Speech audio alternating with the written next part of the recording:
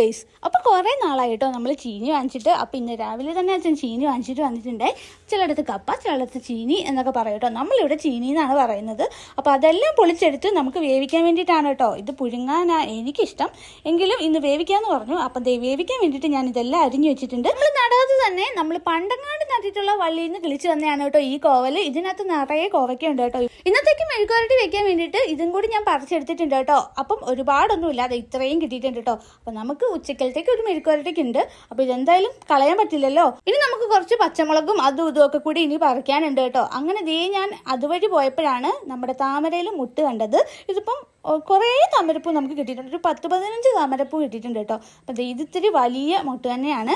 അപ്പോൾ ഇതിന് വിരിയുമ്പം ഞാൻ അതിൻ്റെ വീഡിയോ ഇടാവേ. അങ്ങനെ താമരമുട്ടും കണ്ടുകൊണ്ട് നിന്നപ്പോഴാണ് ഈ ഒരു ഐറ്റം എൻ്റെ അടുത്തൂടെ പോകുന്നത് ഞാൻ കണ്ടത്. പറിച്ച സാധനം എല്ലാം തന്നെ എടുത്ത് എറിഞ്ഞിട്ട് ഒറ്റ ഓട്ടമായിരുന്നു കേട്ടോ. ഭയങ്കര ഒരു ചേരയായിരുന്നു അത് കഴിഞ്ഞിട്ട് ഞാൻ നേരെ നമ്മുടെ ചീര വിൽക്കാൻ വേണ്ടി പോയിട്ടുണ്ട്. നമ്മുടെ ഇവിടെ ചിക്രുമാലീസ് എന്നൊക്കെ പറയുന്ന ചീരയാണ് കേട്ടോ. ഇവിടെ എല്ലാവർക്കും ഈ ചീര ഭയങ്കര ഇഷ്ടമാണ്.